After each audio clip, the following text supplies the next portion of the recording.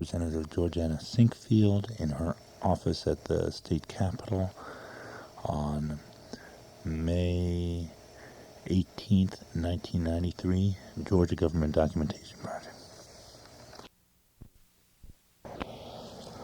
Well, we're rolling. Okay. And again, the first thing we wanted to know is sort of how both reapportionment and the speaker's race affected this legislative session and the Black Caucus and you in particular. Well, primarily, I served on reapportionment for 10 years. And this is my first year that I'm off reapportionment. And all the fireworks started prior to the actual election of candidates for office. And that simply means that we were working on reapportionment long before the public became aware of it, including having hearings across the state. The primary effect of reapportionment is very controversial, and but nevertheless, it has to be done every 10 years.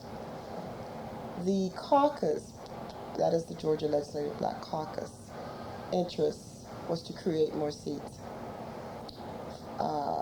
for the potential of electing black members. One of the areas wherein we are very much missing in representation is rural Georgia. When you get outside of the metro area, the numbers become increasingly low in terms of black representation. And yet there is what we call a black belt, wherein you have majority black populations, or could have, or you can draw districts which would have majority black populations. Now, I want to distinguish between majority black district, and that means every man, woman, and child. Majority voting black districts and majority registered black districts. They're very different terms, and people tend to assume that if you say it's a majority black district, that it automatically says that a black can get elected, and we found that is not true. In many instances, you may have a majority black district by a slim margin, but you have the other populations are registered higher, and so you can still end up not having representation there. So those were some of the factors that went into the caucus's evaluation of the question is, what is a majority black district? And the criteria differs depending on who you're talking to. And of course, the major player in this that no one else talks about a lot is the Justice Department. Now, with that in mind, the caucus itself at times were in disagreement as to what made a majority black district. Personally, and I represented, I guess what you could say I was the point woman instead of the point man for the caucus and for the Fulton County delegation in reapportionment. We had a retreat, the caucus did, and came up with criteria that we all felt was pertinent in our agreeing with any district that was being drawn black. And that was also done against the background of the Justice Department's basic requirements. So I thought our process was fine. We went about it in the right way. We came to consensus as to what is a black district. That was the first thing. And some of those components were first, that we would look at districts. We didn't want to endanger districts that we already had. Noticing that the urban population is beginning to dwindle in terms of black population. The suburban areas are growing, in terms of their representation. And that was one criteria. One was to protect what we had. Second was to go after as many districts as we could, and particularly in rural Georgia. Thirdly, that we wanted to have have districts that actually could elect black representation, keeping in mind those three distinctions I made in terms of voting population and registered voters. And we wanted to also field candidates in areas that, and look at districts, areas that had a history or a prior involvement in the elective process, and that they had elected officials who would probably run for another office if they were serving on boards and school boards and county commissions, and so that's kind of your pool of candidates. Coming out of that retreat, we then formulated and drew up plans, and they varied. There was no restriction on who drew a plan. You had a question? No, go ahead, because that struck me, because that seems to have been the crux of the problem. Okay. It didn't really matter who drew the plans up, but the other important piece that we had in there was that each black delegation, and as you know, the General Assembly is divided up into county delegations, would be responsible for all the nuances of their area, because, like, I really don't know where the creek is in Augusta. You see what I'm saying? I can tell you about Fulton, I can tell you about Atlanta, but I can't tell you about Augusta. I can't tell you about Albany. So we thought there was a safety in letting the people who already represent those areas and live in those areas be the initial drawers and explain why we should go with this plan as opposed to others. So that's literally the foundation by which we laid it out. We had hearings, and of course the bigger picture was that the House Reapportionment Committee had hearings here, and we worked all during the summer wherein they laid out a plan by which each group would present their presentation to the committee, and the committee would study that. If the committee wanted to accept what they did, but if there was opposition, that was taken into consideration, and then the committee, if they couldn't come to an agreement, then the committee would decide. Now, this is the House committee, not the caucus. And so I presented plans for, along with other members of the caucus, and I also presented plans along with other members for the Fulton County delegation. Now, remembering each delegation, county delegation, and caucus already supposedly have worked out and thought out. That's literally what I mean. The fighting and all of that should have occurred in-house. And then, hopefully, ideally, when you emerge, it's a united front. Yeah, you have a consensus. Yeah, and then you have a better chance of the committee then accepting what it is. And then finally, the overrider would be the Justice Department. Now, the committee would not accept some things if it did not meet what they considered the basic criteria that they had to follow. Given all of that, the outcome was that the caucus itself then ran into a disagreement with a few people within the caucus who wanted the district numbers to be lower, such as they felt like everybody should be elected with a 65% population. We disagreed.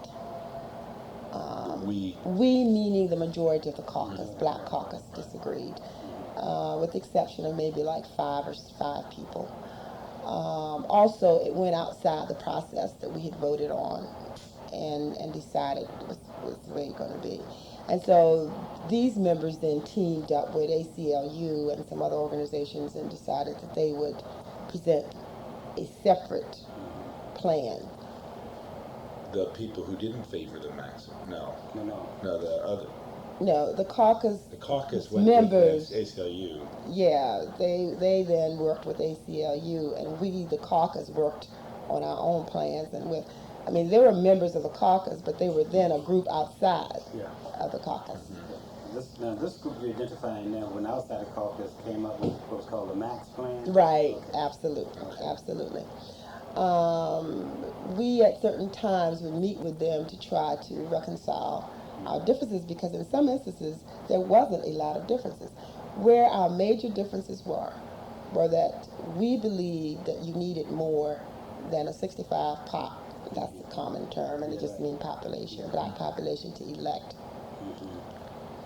a black, to have the choice, because that's key. I mean, you could have a 90% and they can elect who they want to. Right. All we were concerned about having in place the opportunity to elect. Yeah.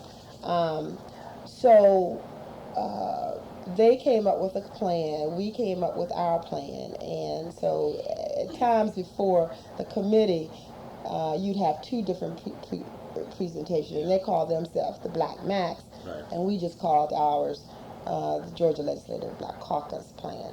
So it was a very interesting interplay there. It's very wild, but anyway, for instance, to give an example, in Fulton County, they had 15 seats. Okay.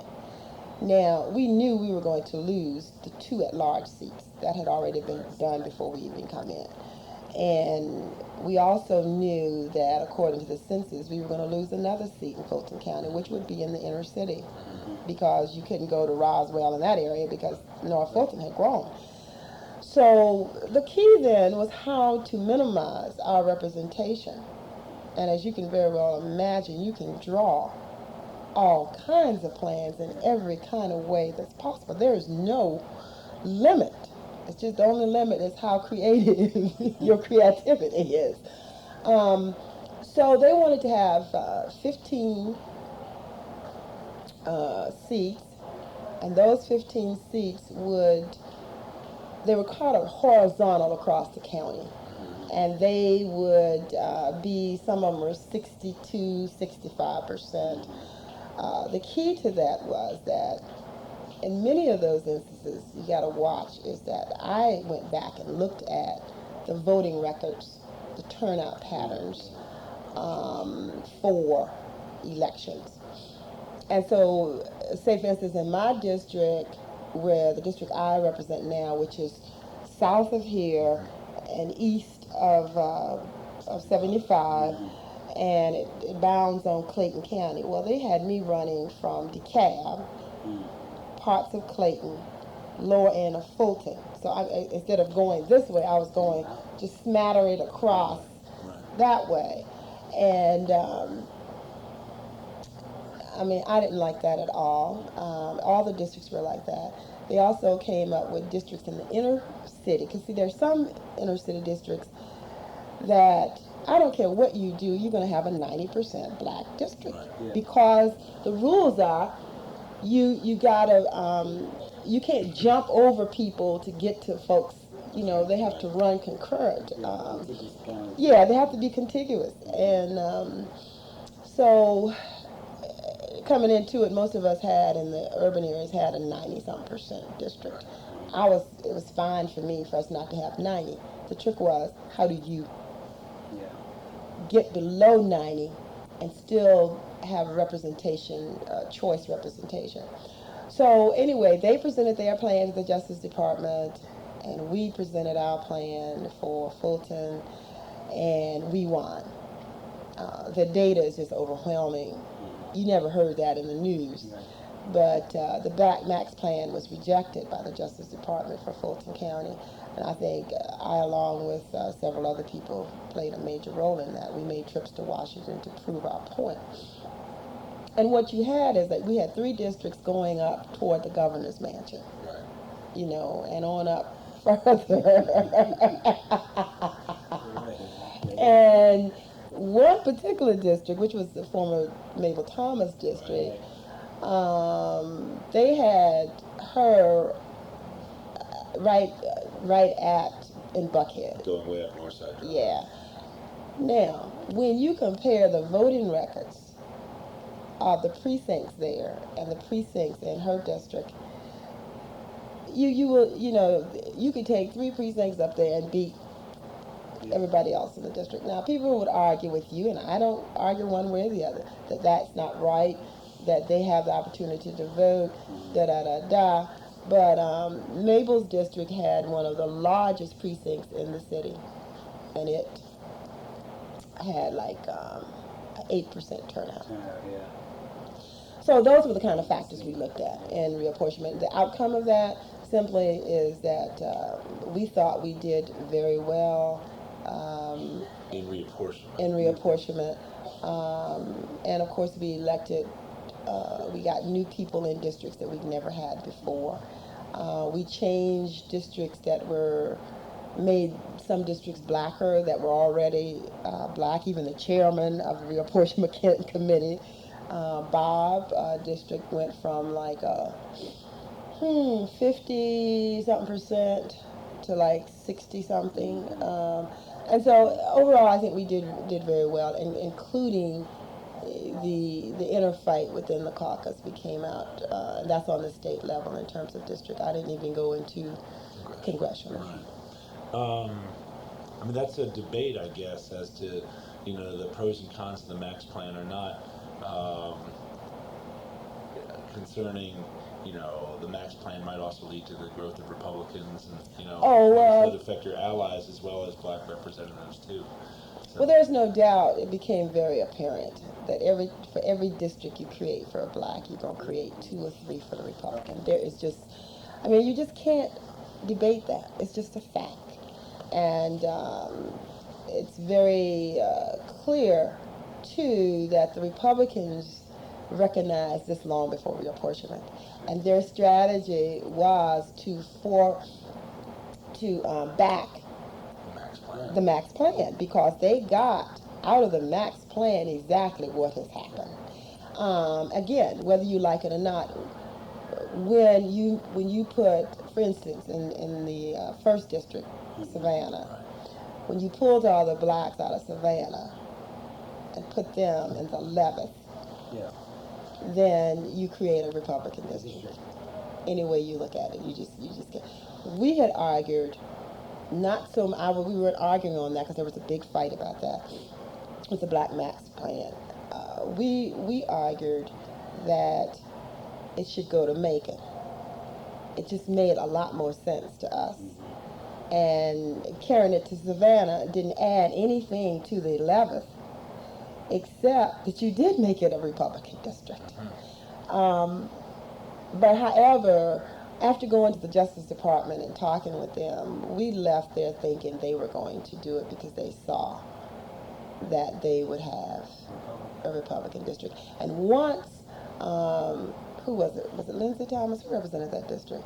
Once that person decided that he would not run again, it opened the door, and they definitely decided. Before that, before he made his announcement, I figured we were going to get the leverage to go to Macon. But once that announcement was made, there was no holding it back. So it wasn't so much the belief in the Black Max, to me, and this is my opinion, served the Republicans so well that they did a lot of work on it. How do you feel you fared in the elections themselves after reapportionment? It did not produce the numbers that the Black Max Plan claimed it was going to produce. We never thought it would be. You look at reapportionment too, from not only what you have now, but what you can see in the future, in the demographics and how things are moving. Like, we worked hard to create that district in Clayton, which joins me right there. Because that district is going to get blacker. And while there may not be a black legislator there now, it has the potential to elect one now. But it will get blacker according to, the predictions. Jonesboro Road, Forest Park. Well, you know the area real well. Yeah, that district. But I think we will have more, and certainly we have more black elected officials in Georgia now than ever before. We have 40 members.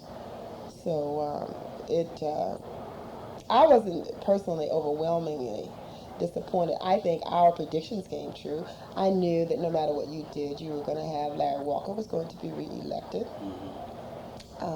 black district. I felt Joe Green was going to get reelected, already a black district. Bordeaux. Now the Dick Lane one fooled us. I mean, that surprised me. Absolutely shocked me. Um, and we had a lot of fight. We fought very, I won't say, well, yeah, what else can you call it? I won't be nice about it.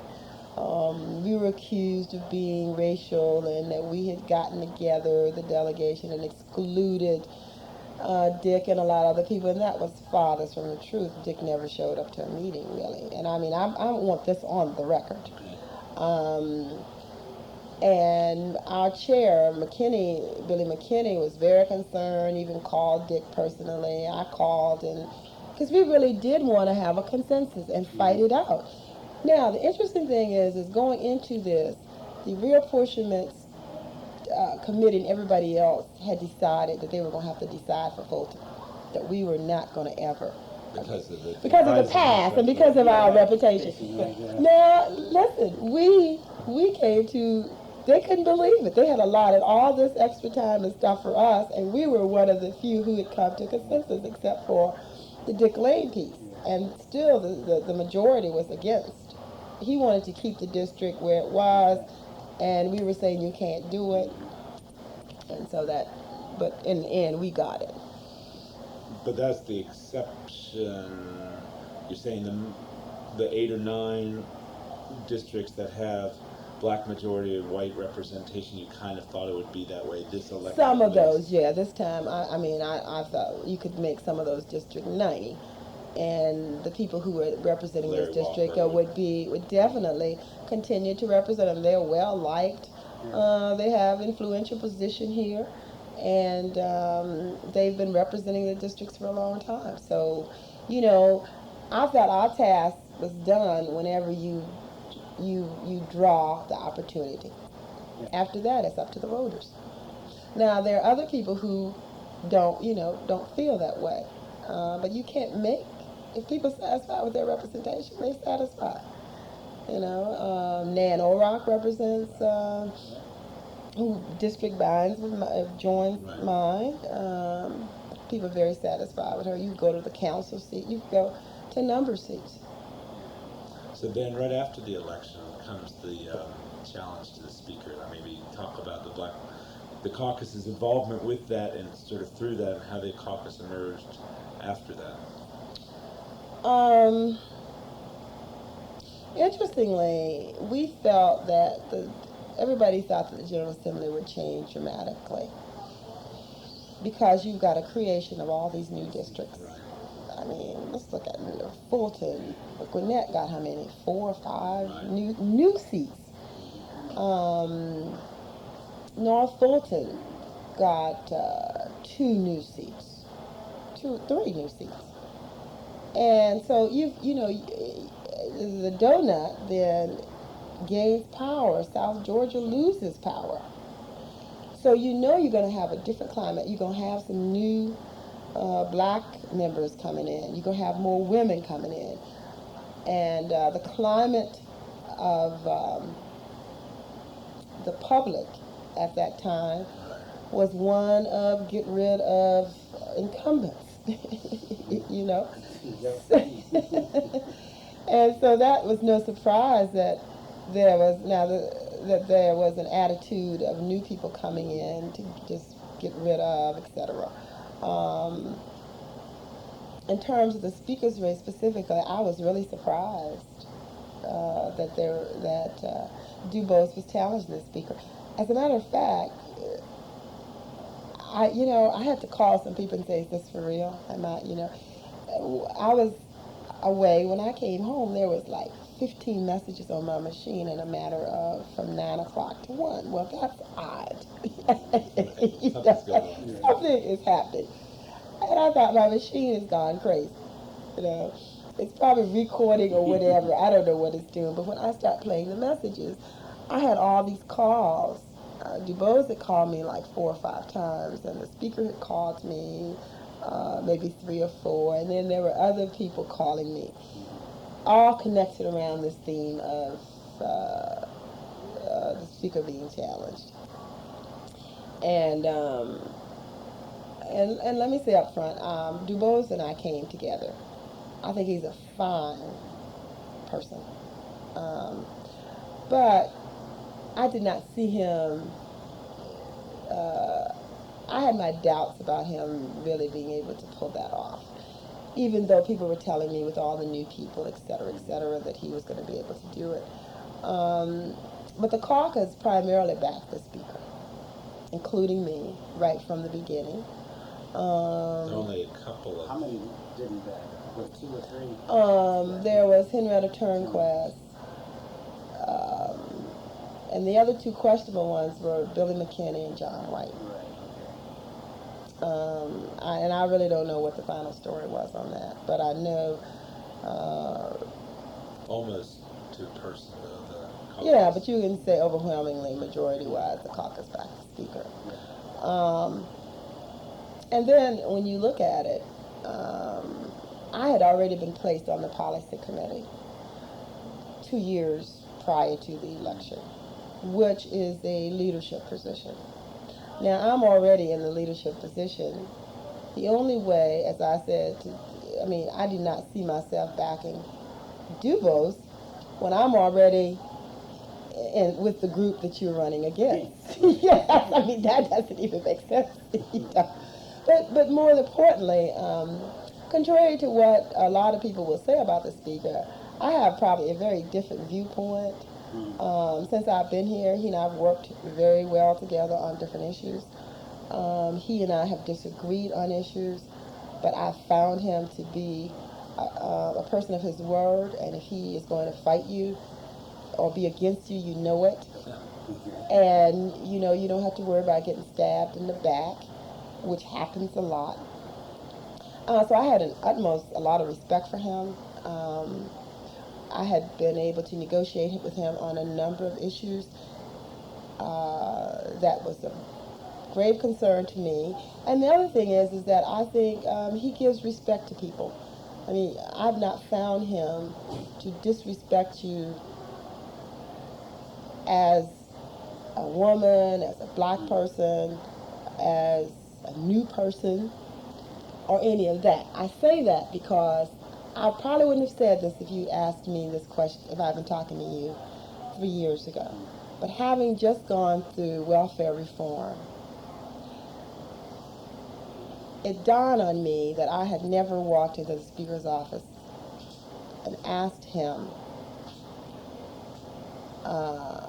or talked to him about something that he didn't take my concerns serious enough to actually deal with me.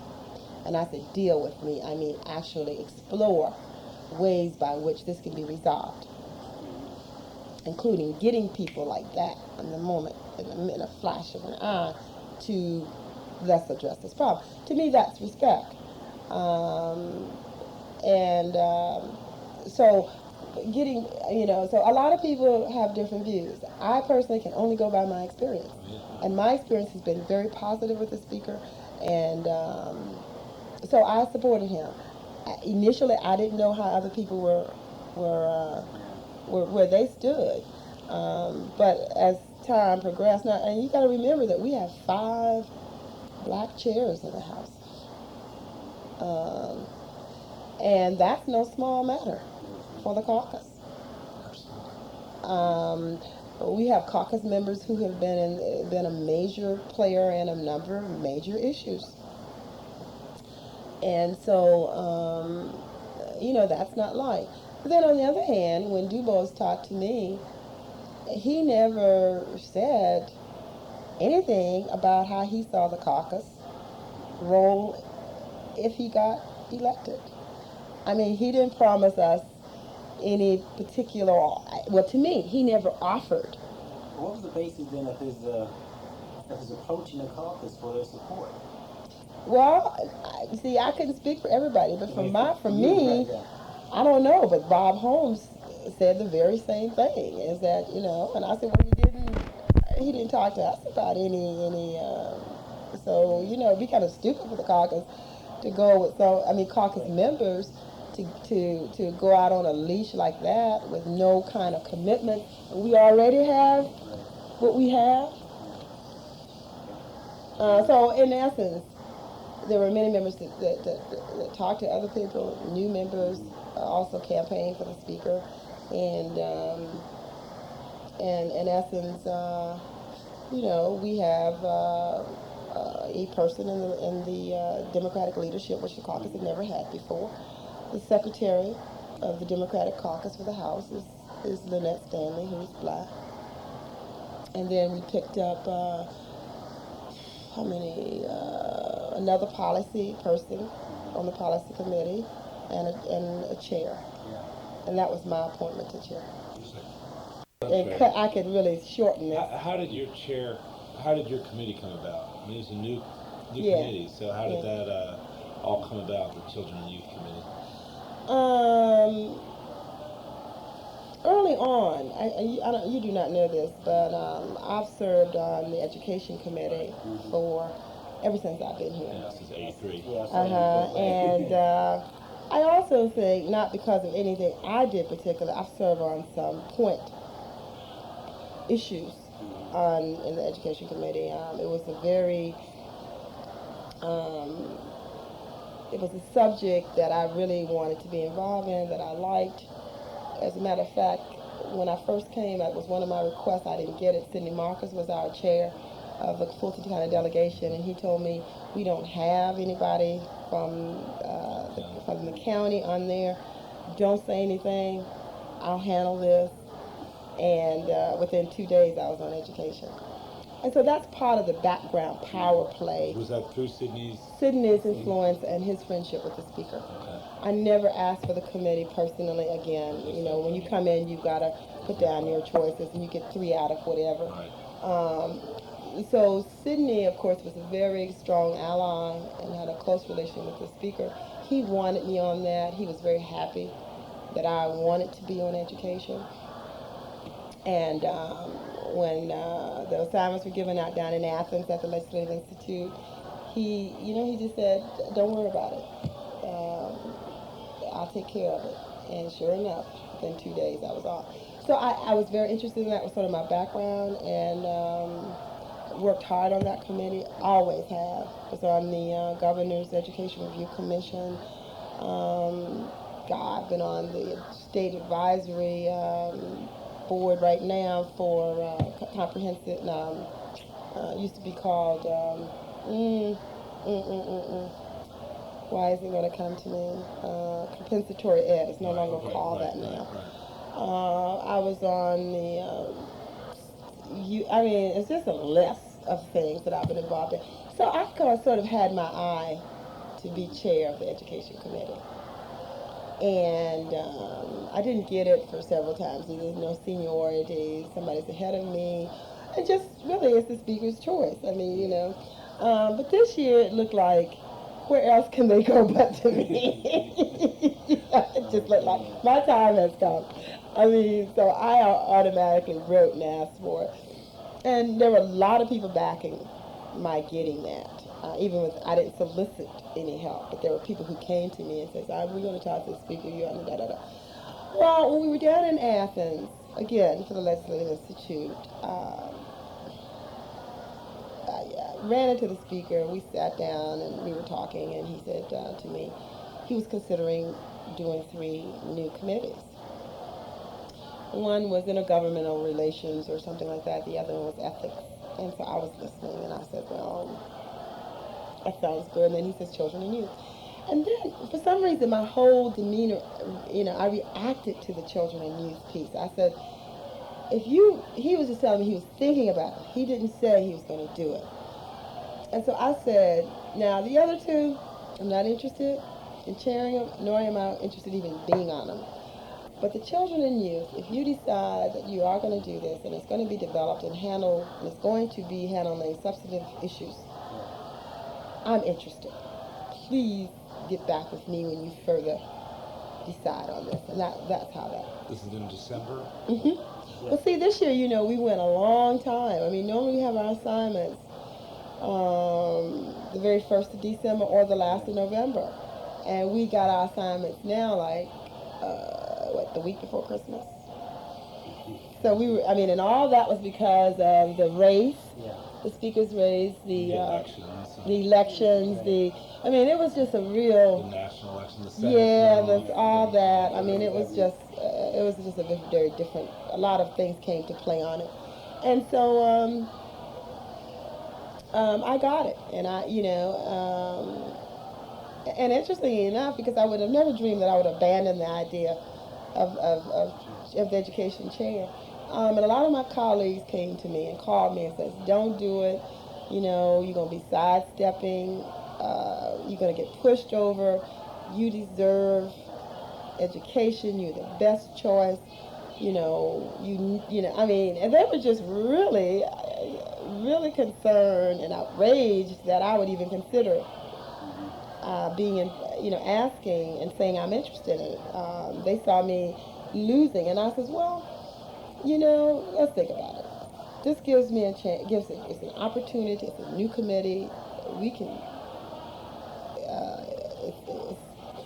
put in place the process. The whole nine is challenging, and the speaker has promised that it will be a committee. It's not going to be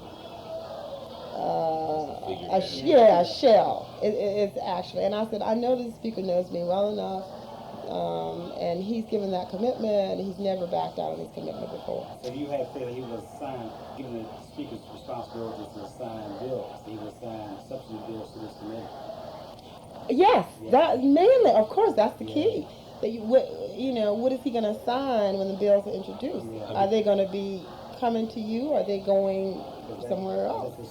I'd be curious to know, at what point did you know that welfare would be thrown to First day of the session. First day of session. And let me tell you, that was just such a shocker, because I had not really been keeping up with that issue. And I sat on the floor. As you know, the first few days are organizing days, and some bills are ready, but the machinery doesn't really get into place for almost a week. I sat on the floor, curious, all excited, and to hear if we were going to get any bills. And I guess about 10 minutes, I walked out before actually we were adjourned. I came on upstairs. I didn't even hear the bill when it was assigned. Around 5:30 that evening, Thurgood Baker came by my office and said he wanted to know what I was going to do about the bill. And I was like, what bill? He said, welfare reform is in children and youth. I said, you kidding me, Dad? So I was just absolutely surprised. It never even occurred to me. And then later that evening, I saw the speaker, and I said, hey, I'm ready. But I don't know that I'm ready to be up to my neck now. So he laughed. And he said, well, Thurgood really wants to see you. I said, I know. He's already been by my office. And, I mean, it was even said that, Thurgood wanted to get it out of my committee. And I was like, you got to be kidding me. But anyway. Why is that? Why is that? I mean, I don't know. I really don't know. But you're not expressed any No, because I hadn't expressed an interest, because I didn't even know anything about the bill. I didn't even know the governor had introduced it, was introducing it. I didn't really know or had any real feel for what was even in it.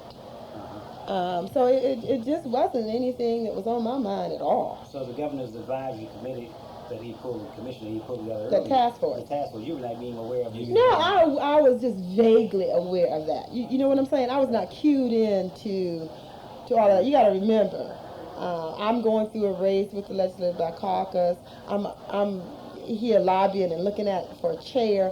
I mean, I was not even thinking about legislation in terms of who's going to introduce what and what might come into my committee. I was just concerned that if I got this committee, that we would have substantive issues. Oh, you got it. Yeah. And We really got it. The substantive issue. So then let's track, I guess your first public hearings are in early February. Let's track February 8th. February 8th. Never forget that day. Let's track what happened between, January, the first day of the session, and February 8th, as as this was dropped on you? Well, initially, of course, I have been assigned for my committee a legislative research analyst. I just told her that because you remember we had a break. Yeah. We came Right. the 1st week, and then we had a 2-week break. And really anybody even look at the bill this week at all. I was just going to meet with my committee and start organizing it, the rules of the committee, and that kind of stuff. Still not in any real overly concern about this bill. It was just a bill, and after I did get concerned when Thurber came to me. That did raise a flag, and I never really got the feel of why he was concerned about the bill. So, but then I asked the legislative analyst if she would take the bill and look at it and write up for me the main points in the bill. And I did that in the 2-week interim. Of course, I started looking at the bill, and she and I started getting together. And I realized I got a new committee, a new secretary, a new analyst.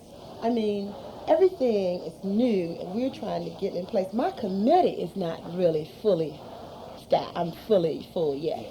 I mean, really, I don't have all my committee people. So you got to realize where I am. We're still getting people still being put on my committee.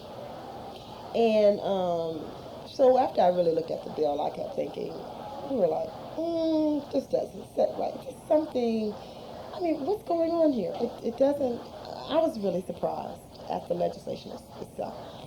My first initial impression of it was poorly written. I mean, just a poorly drafted bill. It's almost like somebody just in a rush put this stuff together. I was surprised at that. And then we started researching, getting information.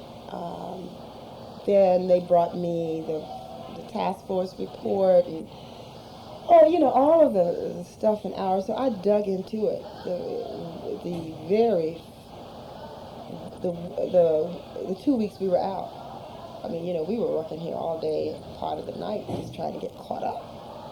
And then realized I need to have a public hearing. Then you start putting things in place. So we sent the bill to the committee members during that 2-week break. An analysis gave them a packet like that of the task force recommendations. The governor had sent a packet. Now, and during this interim, I didn't know, but the governor was also lobbying my committee members. I didn't even know that. So, I mean, they were like really ahead on moving on this thing, and we were trying to get caught up. Who else had input into it? Citizens groups or anybody else into, your understanding of the bill and, the bill that was put in my committee? Yeah, the issue. I mean, you read the task force report, you had your legislative researcher. Right, working the hearing. Yeah, I was thinking even. What about advocate groups? Advocates. Oh yeah, advocate groups really showed up at the hearing. Right. Their relationship in contacting me and sending me information started really at the hearing, the public hearing. And then I started getting mail from everywhere. A professor in sociology at the University of Georgia, and we got stacks and stacks of information that people were just in. Because once it got public from the hearing, then I suppose people were waiting to see. And then they knew where the bill was, knew who was in, what committee was in charge, because they, now the hot shots who were down here all the time already knew it was the sign, but the greater advocates and stuff probably didn't get their teeth into it until the hearing started. Okay. And now you're saying, what kind of communication did you have with either the governor and his floor leaders or the speaker's department or the speaker before the public hearing? You said Thurber Baker visited you that very first day, and the speaker talked with you, but what other kind of communication did you have at their office? Well, the speaker didn't talk to me about the bill, no.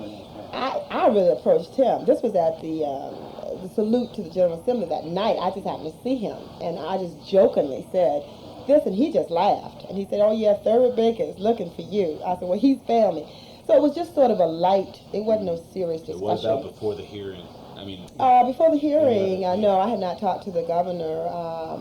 Well, the governor did call me, and I can't remember whether that was before the hearing or afterwards, and said, they were open. He wanted to talk with us and discuss the bill and everything. And I said, well, I definitely want to talk to you. I'm concerned about some things, and I'll be down as soon as I do my homework. I mean, there was no need of me wasting my time going to him until I had, really completed what it was I was trying to find out, because they were far lightheaded of me. I mean, it's their legislation. If they had had the task force in place long before, not me.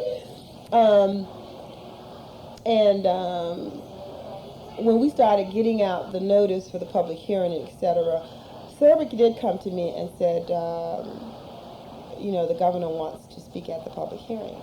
Well, I thought he was kidding me. And I thought, are you serious? And I said, no, what is he coming to the public hearing for? I was just kidding with him. And I said, are you serious? And finally he came back to me later, because I was walking on the floor, and he said it. And he came back and he says, no, I'm real serious. The governor wants to come. And I said, okay, sure. I figured the floor leaders would be there and they would discuss it, but he said that the governor wanted to come, and sure enough, the governor came. Oh, I take it back. I did talk to the governor prior to the hearing. I did. Now I remember, because now when I said the hearing, I remember his presentation, and then it hit me that I did talk to him before that. It was sort of a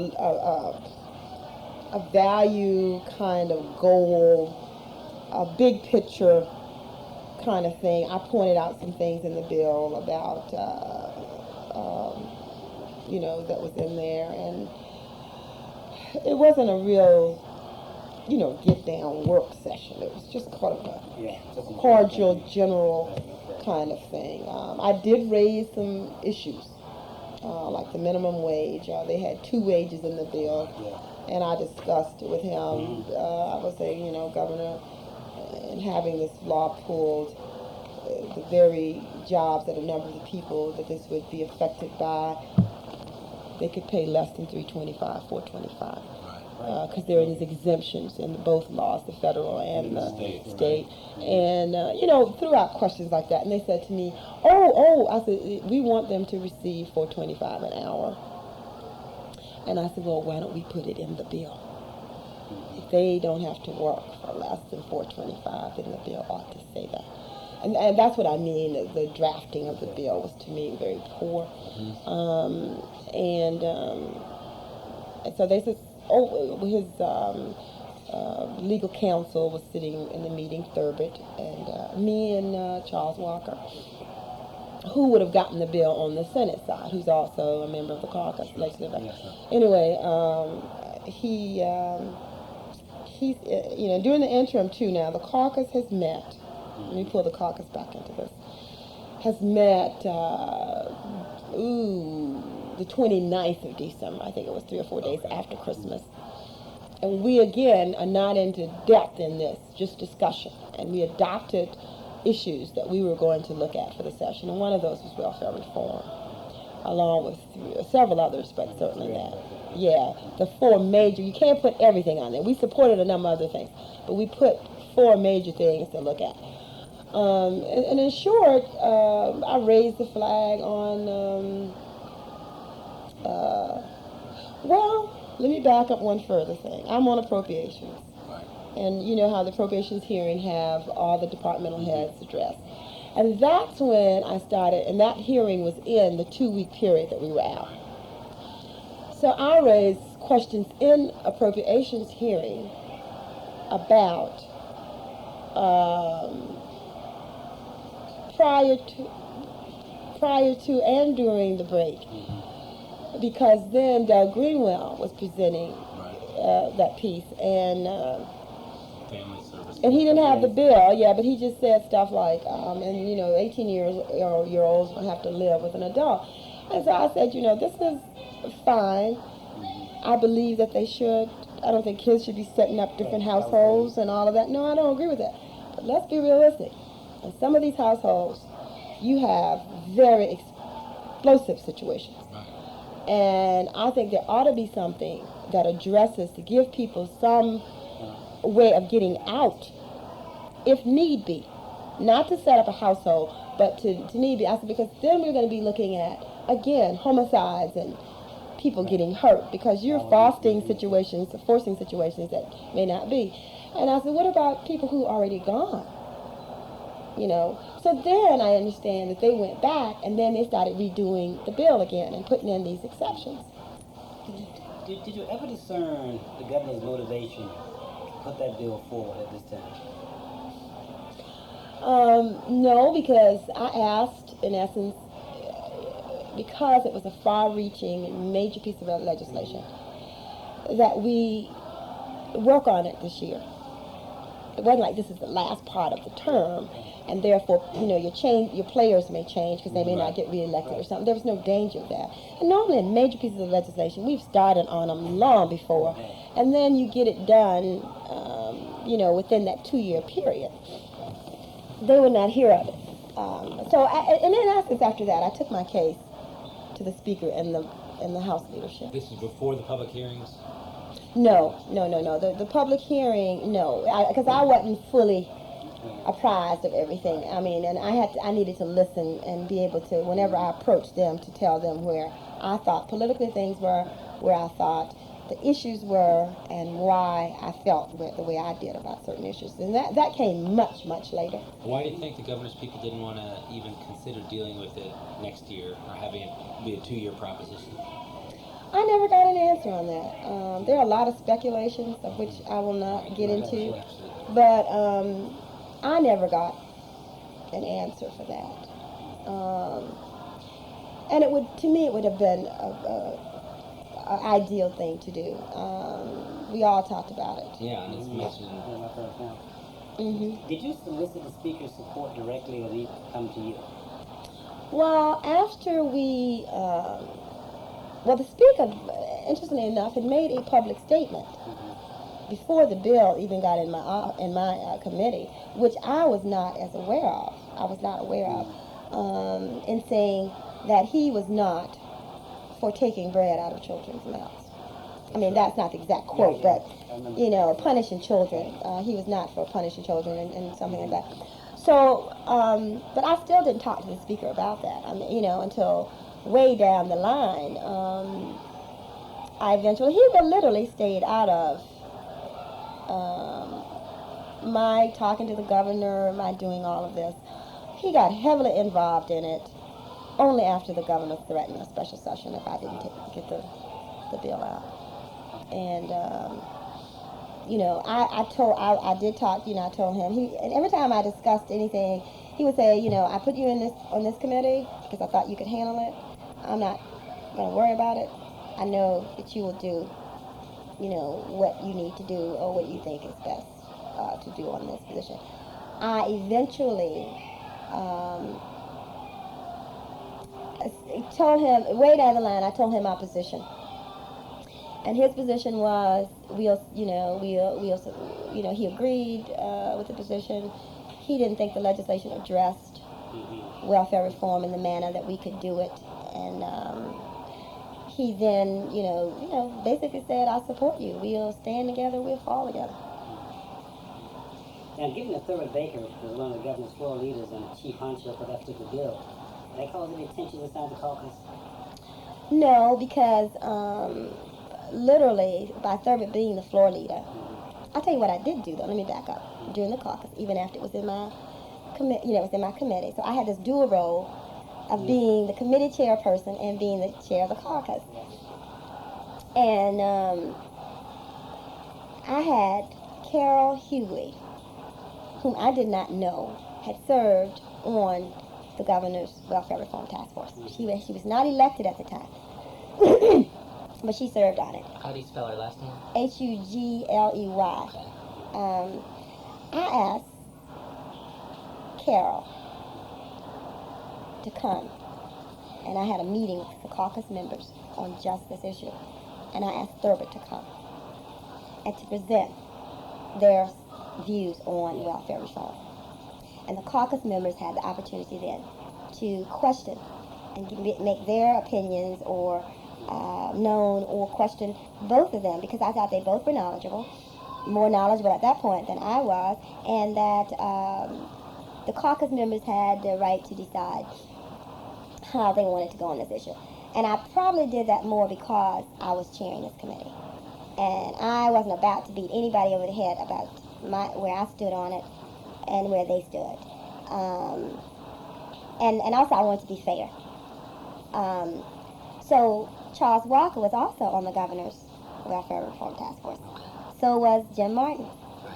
I didn't realize Charles was on it until into the session. I mean, I'm telling you, I was not aware of anybody on this committee, on this task force. And when I found out that Carol was on it and all of that, and was a very good person for this, she did an excellent job. Thurber did an excellent job. The caucus members raised their questions, and just from their questions and concerns, that later developed into their support. I mean, not for the governor's version, for welfare reform. And a lot of people have gotten this with it, mixed up. And then make it absolutely clear. I am for welfare reform.